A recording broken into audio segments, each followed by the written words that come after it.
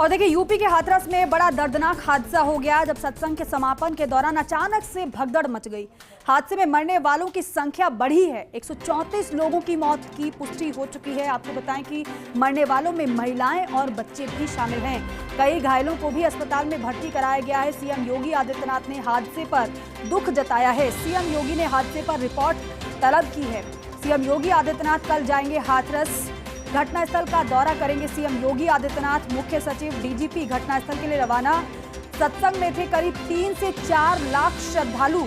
सत्संग खत्म होने के बाद अचानक से भगदड़ मच गई। बाबा के निकलने के दौरान भगदड़ मची। बाबा के चरण स्पर्श के लिए बेकाबू हुए थे लोग और ऐसी भगदड़ मची कि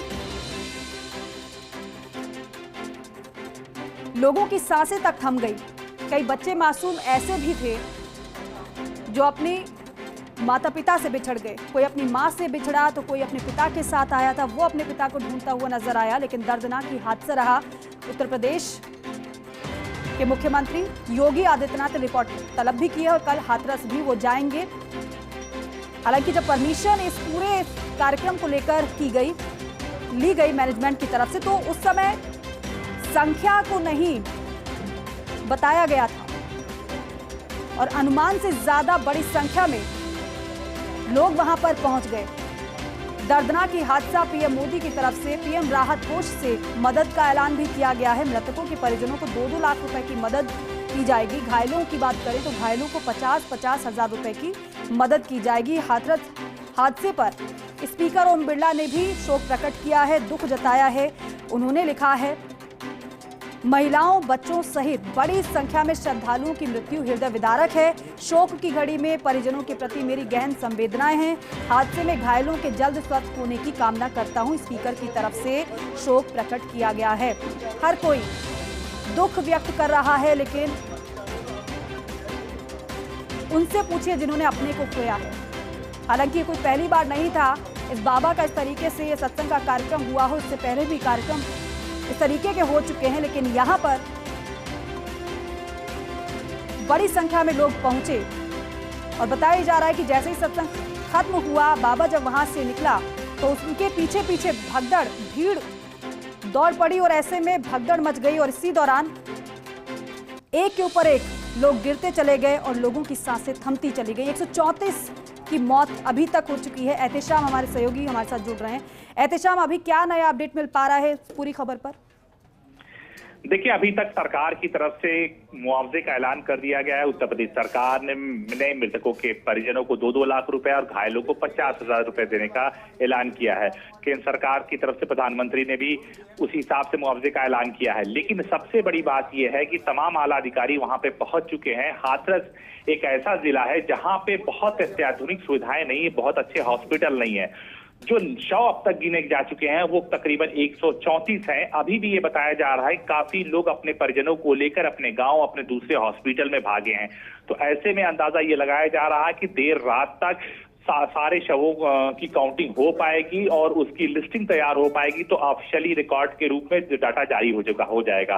वहीं मुख्यमंत्री योगी आदित्यनाथ लगातार अपने आवास पर बैठक कर रहे हैं, वहां के अधिकारियों से फीडबैक ले रहे हैं और 24 घंटे के अंदर रिपोर्ट तलब किया है।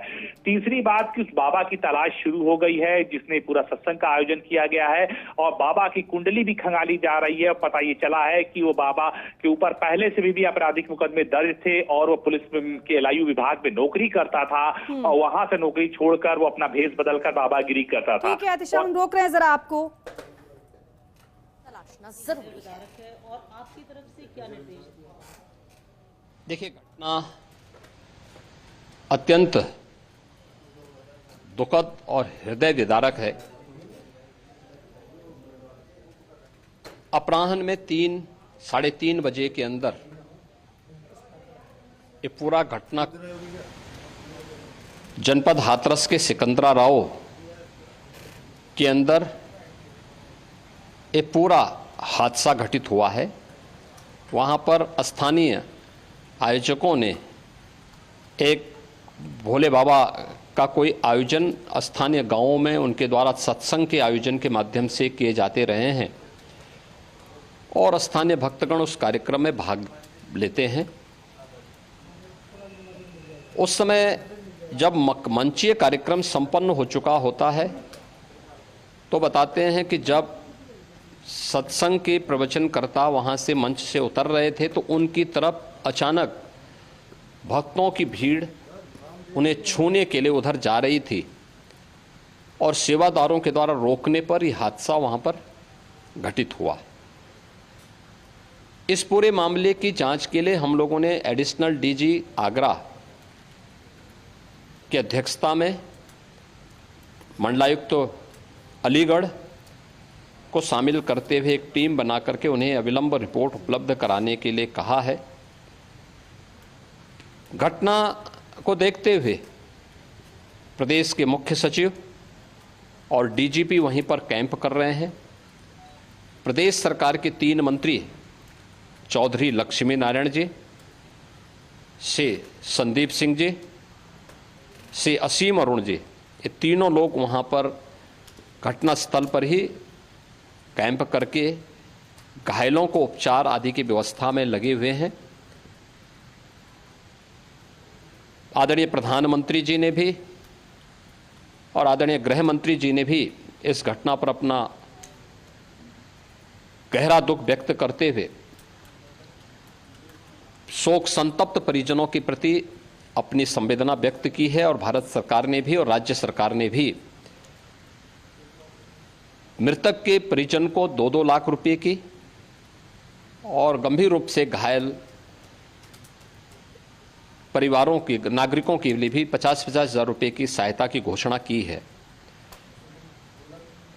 राज्य सरकार इस पूरी घटना की तह में जाएगा। ये हादसा है या साजिश, यह भी हम इसकी तह में जाकर के इसको देखेंगे। इस प्रकार की घटना पर पीड़ितों के प्रति संवेदना व्यक्त करने की बजाय राजनीति करना यह अत्यंत दुर्भाग्यपूर्ण है और निंदनीय भी। जो लोग इस पे कुछ राजनीतिक दल इस पे राजनीति भी कर रहे हैं, इसको गलत बता रहे हैं, आपको लगता है कि इस तरीके की घटना जब होती है तो राजनीति करने की बजाय सरकार चाहिए लोगों के साथ? देखिए, ये समय पीड़ितों के घावों पर मलहम लगाने का है, पीड़ितों के प्रति संवेदना का है। सरकार इस मामले में पहले से संवेदनशील है और सरकार इस मामले की तह में जाकर के साजिशकर्ताओं को भी और इस घटना के जिम्मेदार जो हैं उनको भी उचित सजा देगी। तो देखिए, यूपी के सीएम योगी आदित्यनाथ को आप सुन रहे थे, उन्होंने साफ ये किया है कि ये हादसा है या फिर साजिश, इसकी जांच होगी। हालांकि टीम वहां पर पहुंच चुकी है और जो घायल हैं उनको इलाज मुहैया हो बेहतर से बेहतर, यही प्रयास सबसे पहले किया जा रहा है। लेकिन अब पूरे मामले की जांच होगी। उत्तर प्रदेश के सीएम योगी आदित्यनाथ ने साफ कर दिया है। यहाँ पर जिस प्रवचनकर्ता का जिक्र योगी आदित्यनाथ कर रहे थे, उन्होंने ये कहा कि प्रवचनकर्ता को छूने के लिए लोग दौड़े, क्योंकि ऐसा बताया जाता है कि जो भोले बाबा है इसकी अच्छी खासी फैन फॉलोइंग भी है और जहां जहां से किसी भी अगर सत्संग में पहुंचता है, अगर वहां से वो निकलता है तो फिर जो भक्त हैं, जो श्रद्धालु हैं, वो वहां उसके चरणों की मिट्टी लेने के लिए दौड़ते हैं। और इसी दौरान बताया जाता है कि वहां पर जैसे ही वो प्रवचनकर्ता वहां से निकला, उनके पीछे पीछे भीड़ दौड़ी और वहां पर कुछ गड्ढा भी था और कीचड़ भी थी, जिस वजह से एक के बाद एक लोग गिरते गए और ऐसे हादसा हुआ। लगातार एक के ऊपर एक ये लोग गिरे और वहां पर लोगों की सांसें थम सी गई, क्योंकि उमस इतनी ज्यादा थी और साथ ही साथ लोगों की भीड़ भी बहुत ज्यादा थी।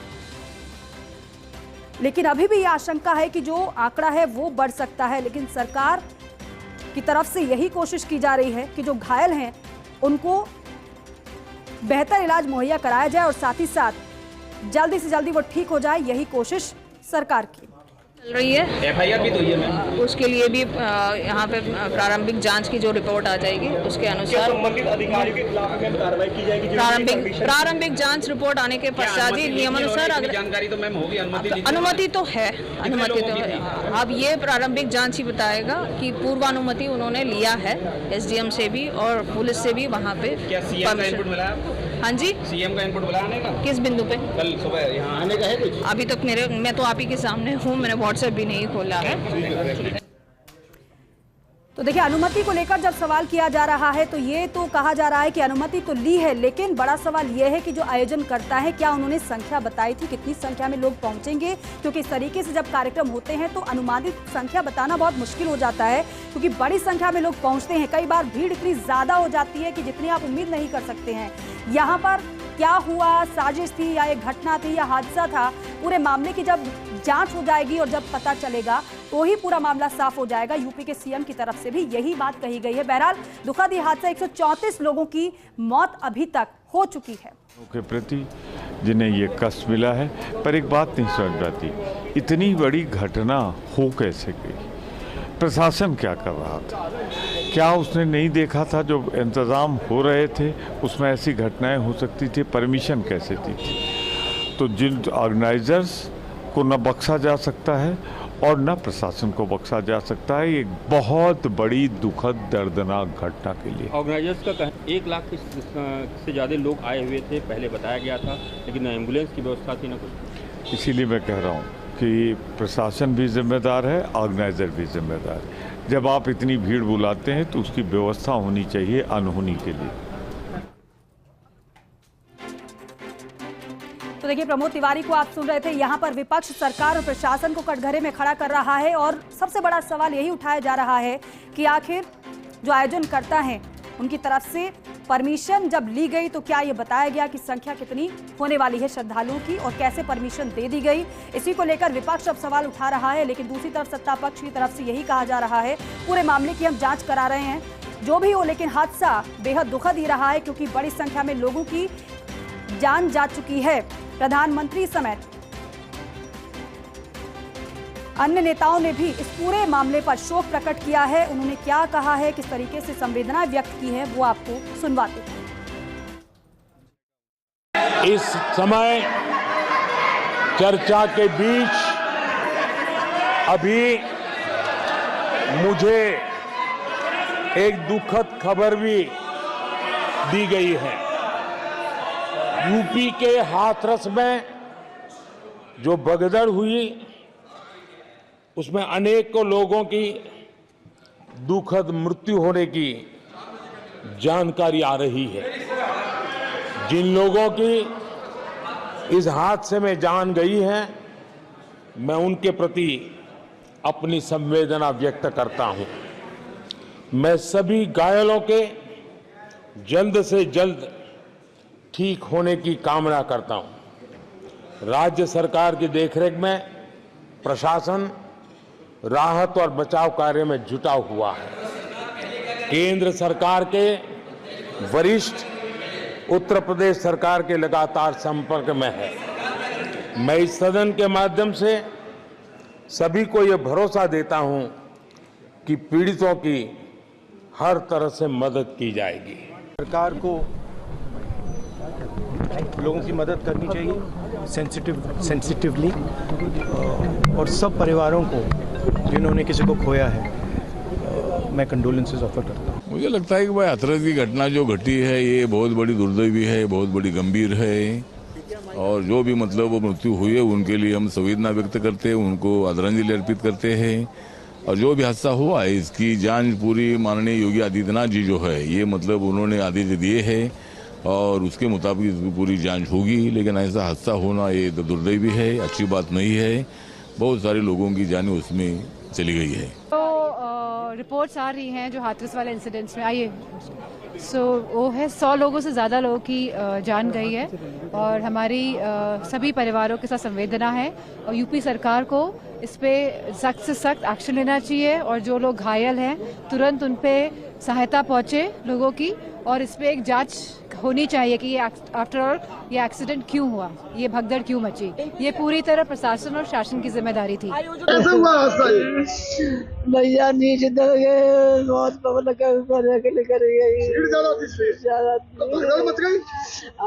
मच गई, गाड़ी वाले आ गए, बहुत लोगों की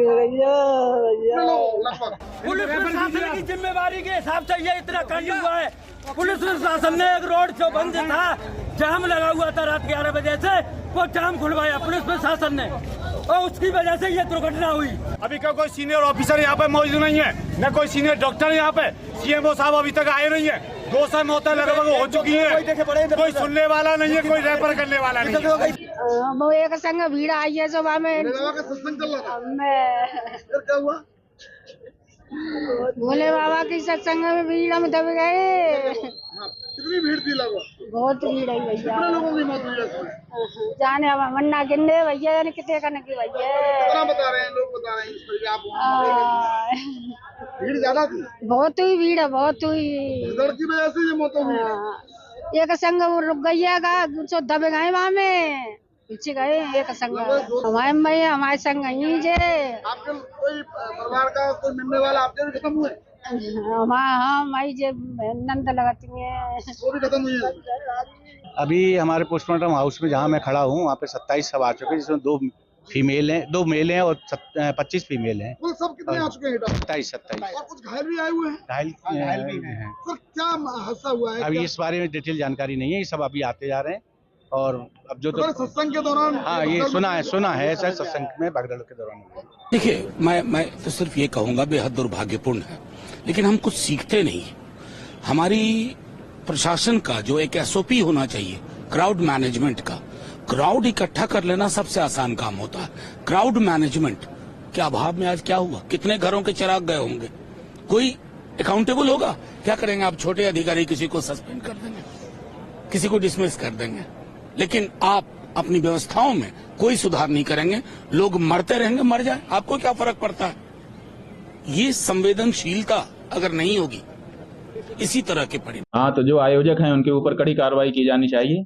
आप ज्यादा भीड़ इकट्ठा कर लेते हो और भीड़ के प्रबंधन का आपको ज्ञान नहीं होता है, तो ये अक्षम्य अपराध है। उन्हीं लोगों को भीड़ इकट्ठा करने की अनुमति होनी चाहिए जो भीड़ का प्रबंधन कर सकें। अगर इस तरह की घटना घटती है तो आयोजकों के ऊपर निश्चित रूप से कड़ी कार्रवाई की जानी चाहिए। हम लोग ने मेडिकल कॉलेज को भी अलर्ट कर दिया, अगर किसी अवस्था में घायल भी पहुंचते हैं तो उनका तत्काल हम लोग उपचार कर पाएँ। इसके लिए मेडिकल कॉलेज में भी हमारी सर्जरी और ऑर्थोपेडिक्स की टीमें वहाँ अलर्ट मोड में है। फॉरेंसिक एक्सपर्ट भी हम लोग ने अरेंज कर दिए कि बॉडी पोस्टमार्टम में हम देर ना हो और जल्दी से जल्दी हम लोग उसे डिस्पोज ऑफ कर पाएँ। हमारी 3 टीमें यहाँ बिल्कुल मौजूद हैं विद स्वीपर एंड डॉक्टर्स के साथ। शव वाहन भी भेज दिए गए हैं, 5 एम्बुलेंसेज भेज दी गई हैं यहाँ से और शव वाहन भी यहाँ से जा रहे हैं। इसके अतिरिक्त डॉक्टर्स की टीम भी मेडिकल जो हमारे विद पैरामेडिकल, इनको भी हमने मूव करा दिया है। प्रयास यही है कि जो भी चीज़ें वहाँ आवश्यकता पड़ी वो हम लोग जितना यहाँ से होंगे रिसोर्सेज उनको देंगे और यहाँ पे भी अगर यदि वो लोग आते हैं तो